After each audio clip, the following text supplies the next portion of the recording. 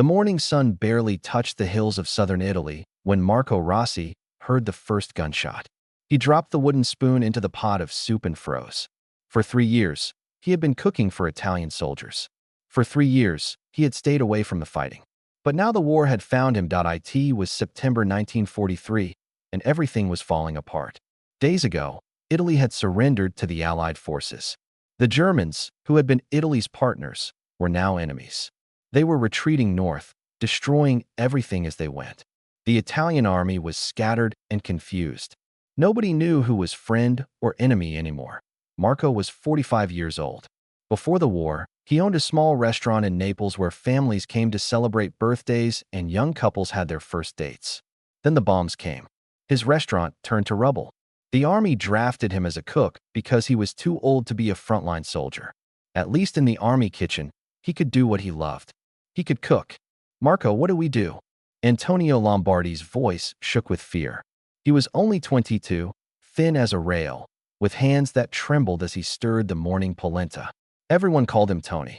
He had joined the army kitchen 6 months ago, hoping to avoid combat. Now combat had found them anyway. The third cook, Giovanni Ferrara, said nothing. He never said much. At 38, Giovanni had spent his life making bread in a small Sicilian village. When the army took him, he brought his sourdough starter in a small jar. That jar was his most precious possession. Even now, as gunfire echoed outside, Giovanni clutched it against his chest. The three men stood in what used to be a farmhouse. The army had converted it into a field kitchen. Large pots hung over outdoor fires. Sacks of flour and dried pasta lined the walls. Outside, Italian soldiers were running in all directions. Some threw down their weapons. Others tried to flee into the surrounding olive groves. "They are Americans," Giovanni finally spoke, his voice barely a whisper. "I saw their uniforms." Marco's heart pounded. He had heard stories about the Americans. Some said they were fair and followed the rules of war. Others said they shot prisoners without mercy. Marco did not know what to believe. In war, truth was the first casualty. The gunfire grew closer. Through the window, Marco saw American soldiers advancing carefully through the village. They moved in organized groups, covering each other, checking every building. These were not the exhausted German troops or the confused Italian forces. These soldiers looked professional and disciplined. "We should surrender," Marco said quietly. "The war is over for us. They will kill us," Tony whispered, his face pale. "Or send us to prison camps. I heard prisoners starve in those camps." "We stay here and we die anyway," Marco replied. He pulled off his army jacket and threw it on the floor. Underneath, he wore only a simple white shirt. "We are cooks, not soldiers. We show them we are not fighters." Giovanni nodded and did the same. Tony hesitated, then followed.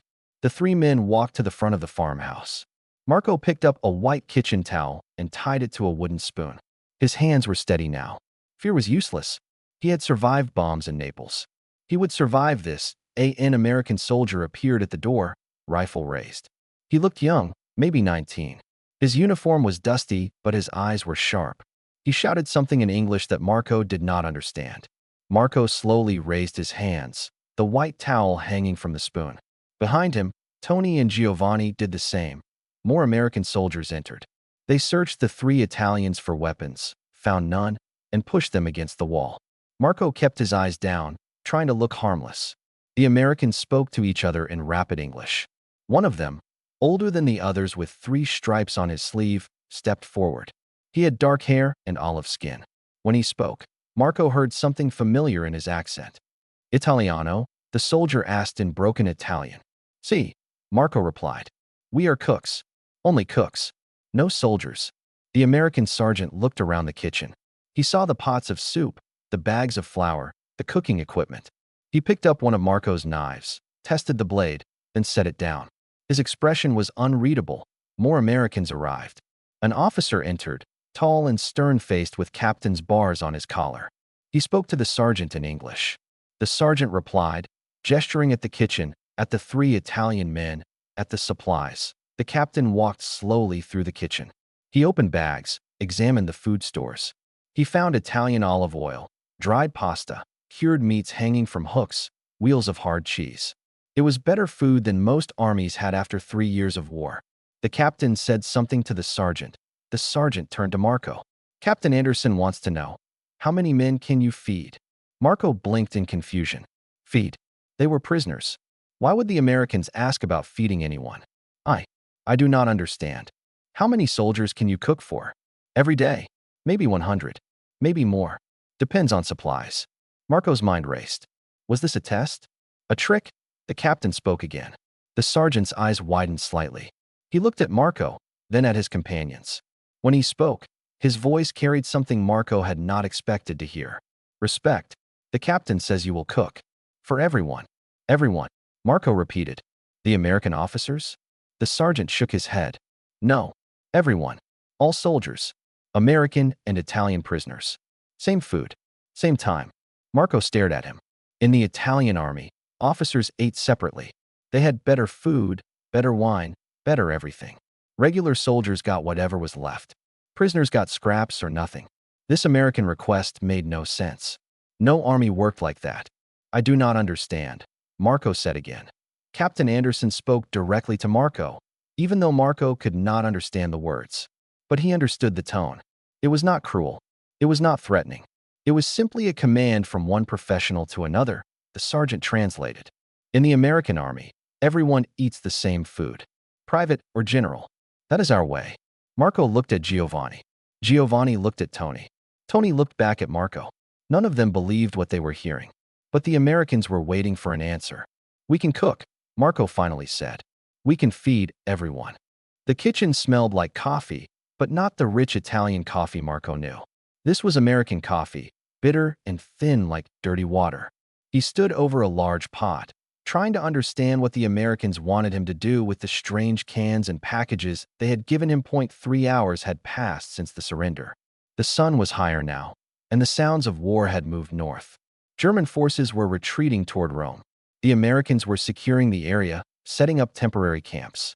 And Marco was supposed to cook lunch for 200 men. The problem was simple. Marco did not have Italian ingredients. He had American military rations. What is this? Giovanni held up a can with a blue label. The writing was in English. On the can was a picture of something pink and rectangular. Sergeant William Murphy, the Italian-American soldier who could translate, laughed. That is spam. It is meat. Sort of meat. Marco repeated. He opened the can and stared at the pink block inside. It smelled like salt and chemicals. This is not meat. I do not know what this is. Welcome to Army food, Murphy said. We have been eating this for 2 years. Tony discovered powdered eggs. He poured some into his hand and watched it fall like yellow dust. How do we cook eggs that are powder? Add water, Murphy explained. Mix it. Cook it like regular eggs.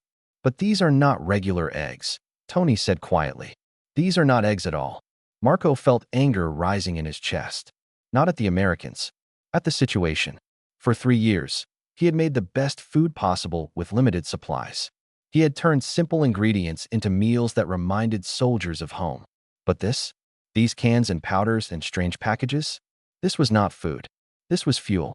It kept men alive but gave them no joy. Captain Anderson entered the kitchen area.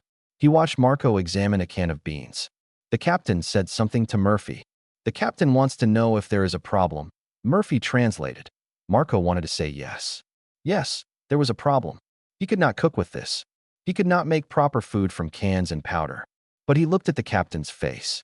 The man was not being cruel. He was simply giving Marco what every American soldier received. The captain himself probably ate the same food. No problem, Marco lied. We will make lunch. But Giovanni spoke up.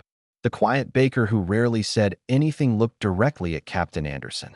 This food is sad, he said in slow, careful Italian while Murphy translated.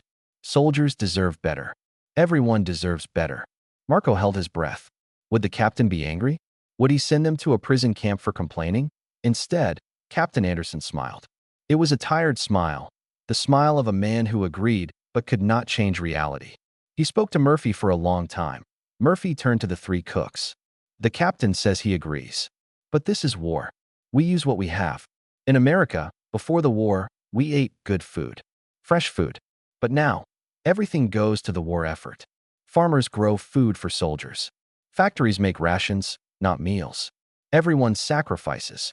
Marco understood sacrifice. Naples had sacrificed everything. His restaurant, his home, his normal life. But still, the idea of feeding people this sad food made his heart hurt. "We do our best," Marco said finally. For lunch, they made what they could. Marco opened dozens of Spam cans and cut the meat into small pieces. He fried them with powdered onions until they were crispy.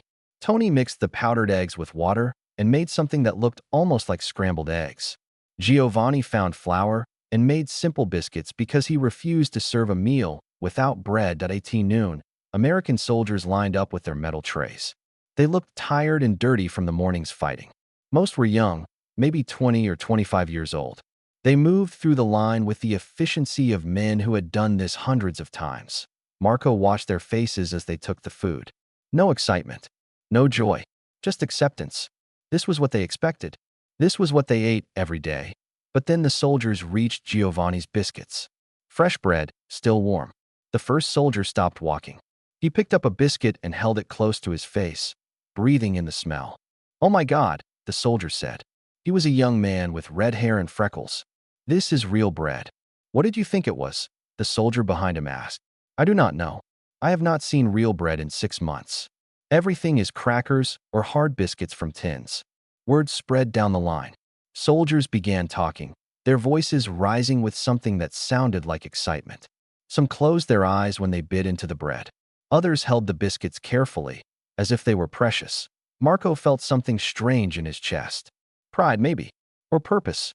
These enemy soldiers were enjoying food he helped make. Then Captain Anderson made an announcement. Murphy translated.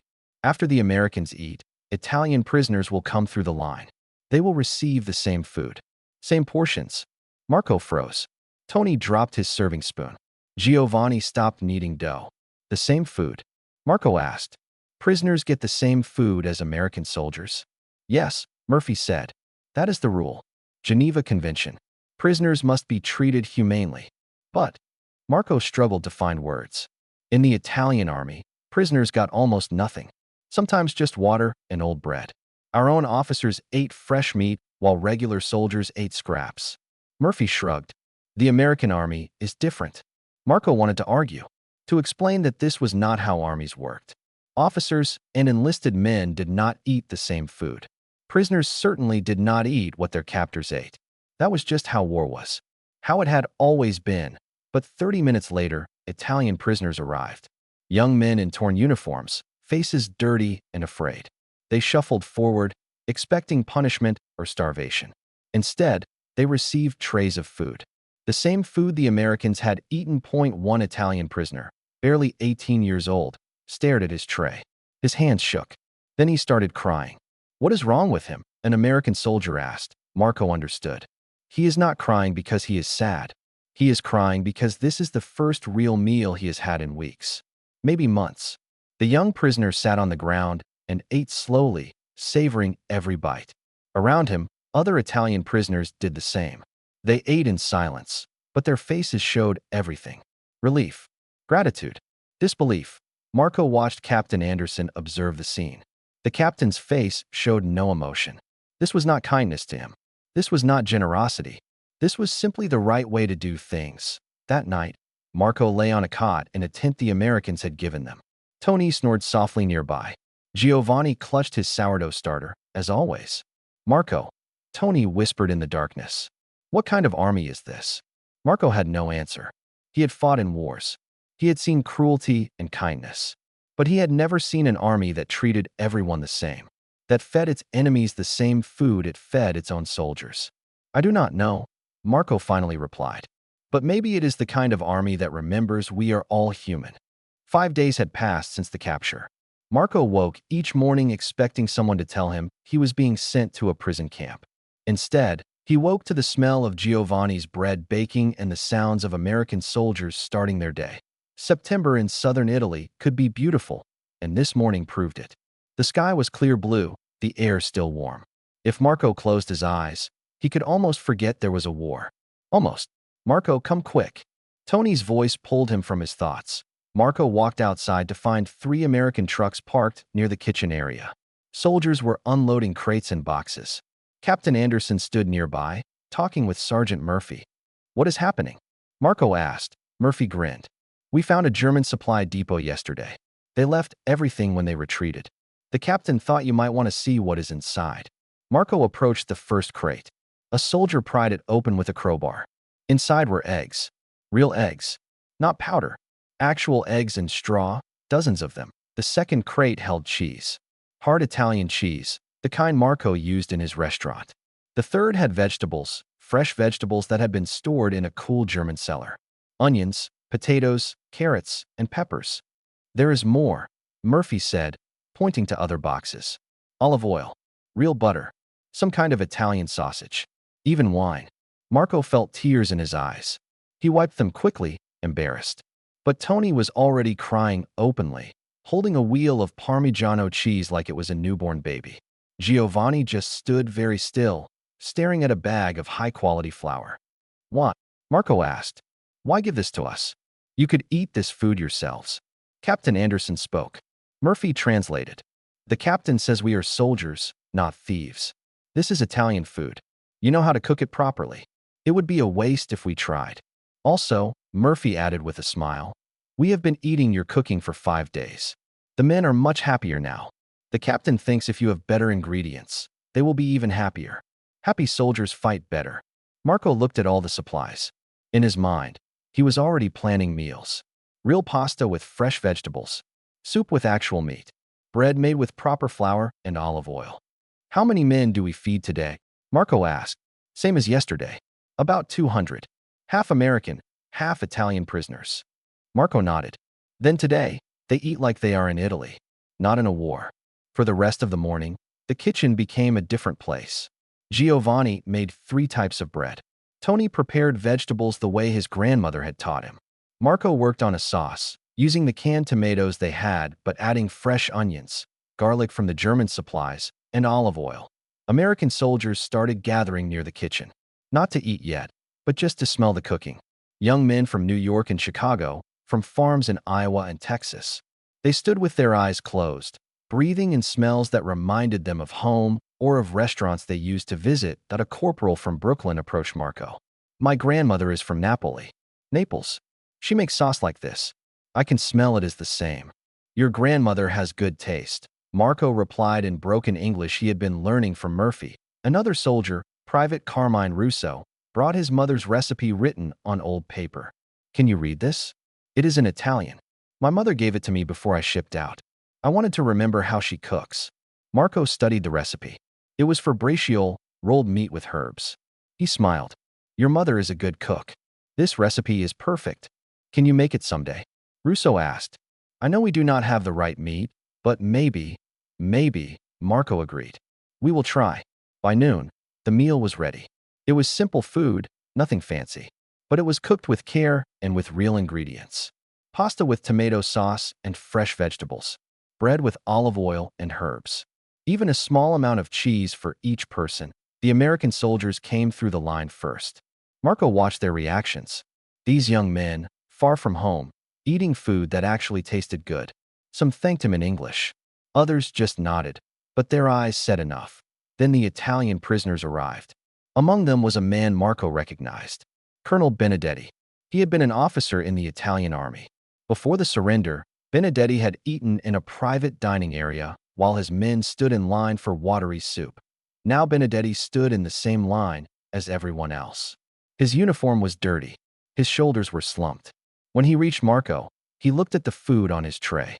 Then he looked at Marco. This is better than what I ate as a colonel, Benedetti said quietly. Everyone eats the same here, Marco replied. I understand that now. Benedetti paused. I was wrong. About many things. Marco said nothing. What could he say? The war had taught everyone lessons.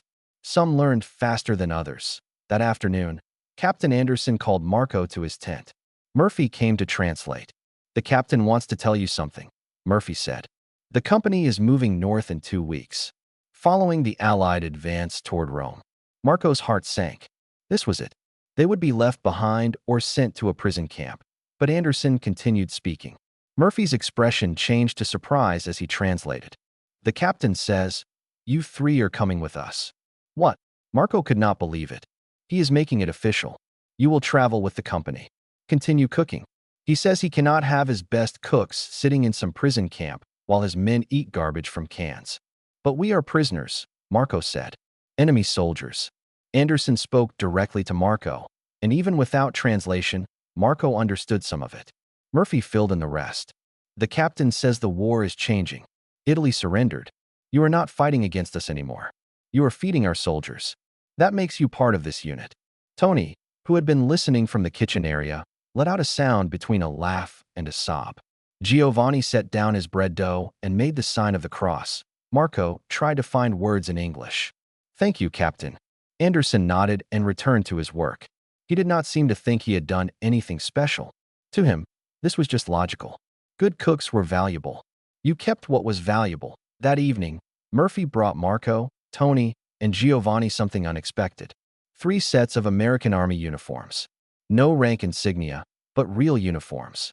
The captain says you cannot travel with us wearing Italian uniforms. Too confusing. Someone might shoot first and ask questions later. Marco held the uniform. The fabric was rough, practical. Nothing like the old Italian uniform he had worn for 3 years. He looked at his companions. Are we American soldiers now? Tony asked, confused. No, Murphy said. You are? I do not know what you are. Something new. Something different. But you are with us now. That is what matters. That night, Marco wore the American uniform. It fit poorly and felt strange. But it also felt safe. For the first time since the war began, Marco felt like he belonged somewhere. Not to an army or a country, but to something simpler. A group of people who ate together and took care of each other. He thought about his wife and daughter, somewhere in the Italian countryside. He thought about his destroyed restaurant in Naples. And he thought about these American soldiers who had turned enemies into family, simply by sharing food. Maybe, Marco thought, maybe this is how you win a war. Not just with guns and bombs, but by remembering that everyone gets hungry, and everyone deserves to eat. October brought rain to Italy. Cold, steady rain that turned roads to mud and made everything more difficult. The American company had moved north, following the Allied advance. Marco, Tony, and Giovanni traveled with them in a supply truck, their kitchen equipment packed around them. They had been with the Americans for 6 weeks now. Marco could speak basic English. Tony had learned every American curse word, which made the soldiers laugh. Giovanni still spoke rarely, but his bread spoke for him. Every morning, the smell of fresh baking brought hope to tired men. The company had lost 3 soldiers in a skirmish 2 days earlier. The mood in camp was heavy. Men spoke in quiet voices. Some cleaned their weapons over and over, not because the weapons needed it, but because they needed something to do with their hands. It was Saturday morning when Sergeant Murphy found Marco in the kitchen tent. His face looked tired, older than his 28 years. Marco, tomorrow is Sunday. The captain is holding a memorial service for the men we lost. He wants to ask you something. Marco wiped flour from his hands. What does he need? He wants you to prepare a special meal. After the service. Something meaningful. Something that honors them. Marco understood immediately. In Italy, when someone died, families gathered to eat together. Food was how you showed respect, how you remembered, how you continued living even after death took someone you loved. I will make something good, Marco promised. Murphy hesitated. There is something else. One of the men who died was Private Martinez. From New Mexico. His family is Mexican. I know it is not Italian food, but food is food, Marco finished. And respect is respect. I understand. That afternoon, Marco worked with Tony and Giovanni to plan the meal. They had limited supplies, but that did not matter. The meal was not about fancy ingredients. It was about intention. Giovanni suggested they make bread in a special way. In my village, when someone dies, we make pain dei morti. Bread of the dead. Simple bread, but made with care. Tony remembered his grandmother's soup. She always said soup brings people together. When people eat soup, they cannot rush. They must sit. They must share. Marco thought about his restaurant in Naples. The best meals are not complicated. The best meals are honest. We will make honest food. Sunday morning arrived gray and wet. The memorial service was short. Captain Anderson spoke about the 3 soldiers. Their names, where they came from, what they loved. A chaplain said prayers. Some men cried quietly. Others stood at attention, faces blank but eyes showing pain. Then they ate. Marco had made soup with vegetables and pasta. Simple, warm, filling. Giovanni's bread was perfect, crusty on the outside and soft inside. Tony had found some peppers and made a small spicy sauce that reminded everyone of home. Wherever home was, the soldiers sat together in the mess tent, out of the rain. They ate slowly. They talked about the 3 men who had died. They told stories. They laughed at memories. They cried without shame. Colonel Benedetti, the former Italian officer who was now a prisoner, asked if he could speak. Through Murphy's translation, he said something that surprised everyone. In the Italian army, officers never ate with common soldiers. When a soldier died, there was no ceremony, no meal, no respect, just another body to bury and move on. He paused, looking at his soup. These Americans do something we forgot. They remember that soldiers are people. They honor death because they honor life. An old Italian prisoner, a man named Giuseppe who had been a farmer before the war, stood up.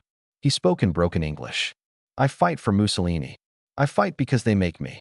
I not want to fight, but I fight. He looked around at all the faces, American and Italian. Now I eat with Americans, with enemies. But we not enemies here. Here we are just men who are far from home. The room was silent except for the sound of rain on the tent roof. Captain Anderson stood. He was not a man who showed much emotion, but his voice was rough when he spoke. Murphy translated for the Italians. War makes us do terrible things. War makes us forget that the men we fight against are just men. They have families. They have dreams. They get scared. They get hungry. They die. Anderson paused. These 3 soldiers we lost today were good men. They deserve to be remembered. And this meal, made by 3 Italian cooks who were once our enemies, is the best memorial I can think of, because it reminds us what we are fighting for. Not to kill, but to get back to a world where we can all sit down and eat together in peace. That night, the rain stopped. Marco sat outside the kitchen tent with Murphy, sharing a bottle of wine that someone had found. The stars appeared between clouds. Murphy, can I ask you something? Marco said. Sure. Why are you here? In Italy? Fighting. Murphy was quiet for a moment. My grandparents came from Calabria to America in 1903. They were poor, desperate. America gave them a chance. Now I fight to free Italy because Italy is part of my blood. But I also fight because I believe everyone deserves what my grandparents found. Freedom, safety, a chance to build something. Do you think we will win? The Allies. Yes, Murphy said without hesitation. We will win because we fight for something real. The Germans and the fascists fight for power and hate. We fight to go home. That is stronger. Marco thought about his daughter. She would be 11 now. He had not seen her in 2 years. Did she remember him? Would she recognize him when he finally came home? I got a Red Cross message yesterday, Marco said quietly. My wife and daughter are alive. They are with my brother on his farm. They are safe. Murphy smiled. That is good news. Yes. Marco paused. Murphy, when this war ends, you must come to Naples. You and any soldier who wants to come. I will rebuild my restaurant. And you will all eat for free. Forever. You do not have to do that. Yes, I do, Marco insisted. You gave me my life back. You treated me like a human when I was your enemy. That deserves more than free meals. But free meals are what I can give. Murphy extended his hand. Marco shook it. It was a promise. A bridge across the divide of war. In the morning, the company would move north again. Toward Rome. Toward more fighting. Toward an uncertain future. But for tonight, Marco sat under the stars with a friend. And that was enough? Inside the tent, Tony and Giovanni slept peacefully. Around them, American soldiers and Italian prisoners rested in the same space, under the same canvas roof, protected by the same hope that someday the war would end and they could all go home. Marco looked at the dark sky and thought about his daughter. Hold on, he thought. Papa is coming home. This war cannot last forever. Nothing lasts forever. Not even hate. Eventually, everything returns to what matters most. Family, food, and the simple act of breaking bread together. December 1944. More than a year had passed since Marco first became a prisoner. But he was not a prisoner anymore.